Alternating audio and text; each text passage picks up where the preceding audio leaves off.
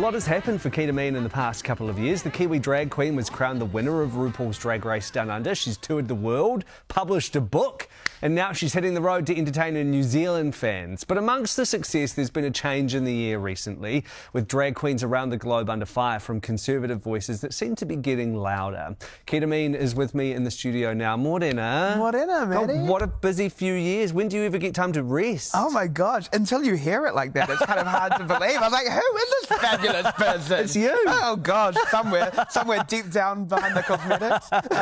The makeup's hiding the bag. Honestly, yeah. I am the bag. How have the last couple of years been for you? Life-changing, right? Really fabulous, you know. There's been like a few ups and downs. I had some surgical complications recently. But, you know, for the most part, life is bloody fabulous, isn't it? It's amazing. You know, we're lucky to be on this planet, especially in this beautiful country. We spoke to you, obviously, when you won Drag Race Downunder, first season. Congratulations, by the way. And it just feels like so much has happened for you since then.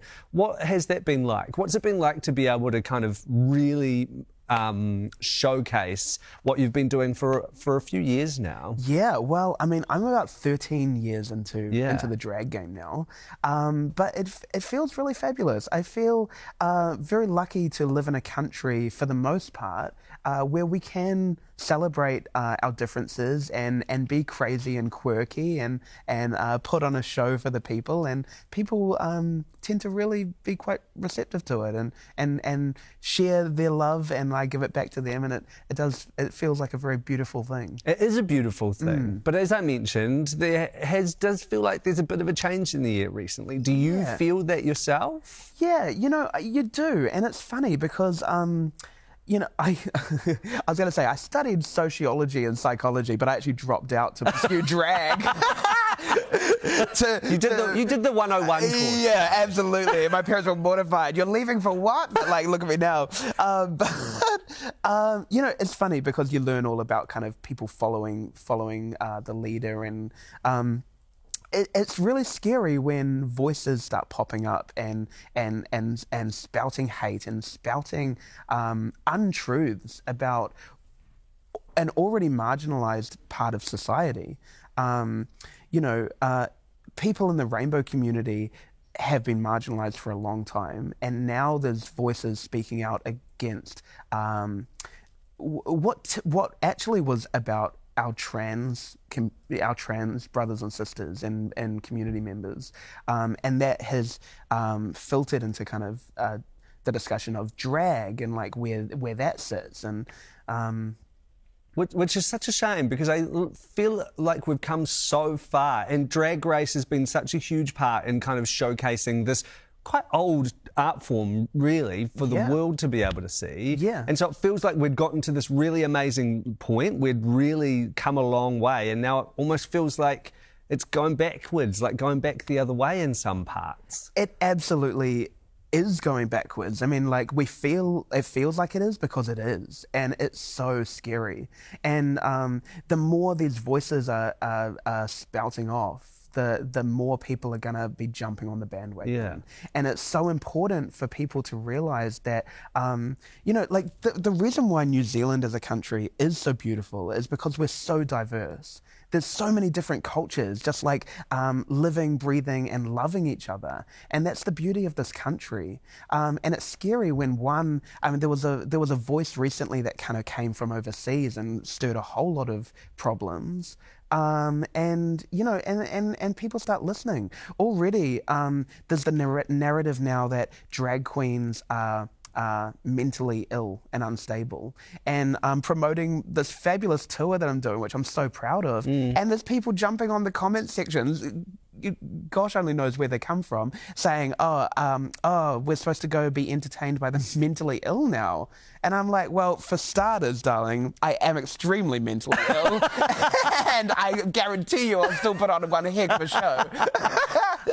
A big part of it seems to be people saying that then we should be fearful of what drag means for kids. Right. But from your experience dealing with kids as a drag queen, is there something beautiful about the interactions that you can have with kids? Look, I'll tell you, I mean, for starters, my show Delightfully Camp is not for kids. No. And I don't. My act is not for children. It's not. It's like it's an adult act. In saying that, I have been asked to do things like rainbow story times, and I've done them. And obviously, I'm not outrageous to those children.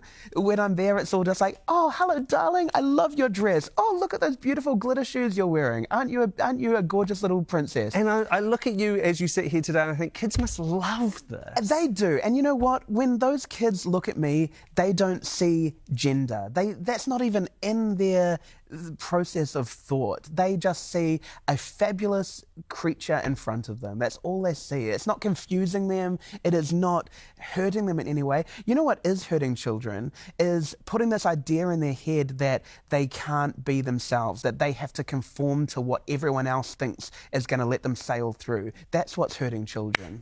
Hear, hear, hear, hear. So let's talk about you. You've got this amazing tour, which thank you for coming in this morning, because you've got your first show tonight. Oh my gosh, yeah, in Whangarei tonight. I'm super excited for that. It's a really big tour as well. I was looking at some of the dates. You're basically going everywhere. Yeah, we're starting in Whangarei and we end up in Invercargill, so we're literally going up and down the entire country. And what can people expect from the show? Well, it is, I call it a giddy glimpse into the mind of a strange lady. And it really is kind of like a glimpse into my life from where I started into where I've ended up. And I talk about my drag mother and my biological family, and it's basically non-stop ridiculousness from woe to go. I love it. Ketamine Delightfully Camp starts tonight in Whangarei, ends on the 10th of June in New Plymouth. You're going, as you said, all the way to the South Island. Yes. As well, ketamine.com/events to buy tickets. Good luck for the tour. Thank you, Maddie. And thank you for coming me. in. Really appreciate it. You look amazing. Oh, takes one to know one. Thank you.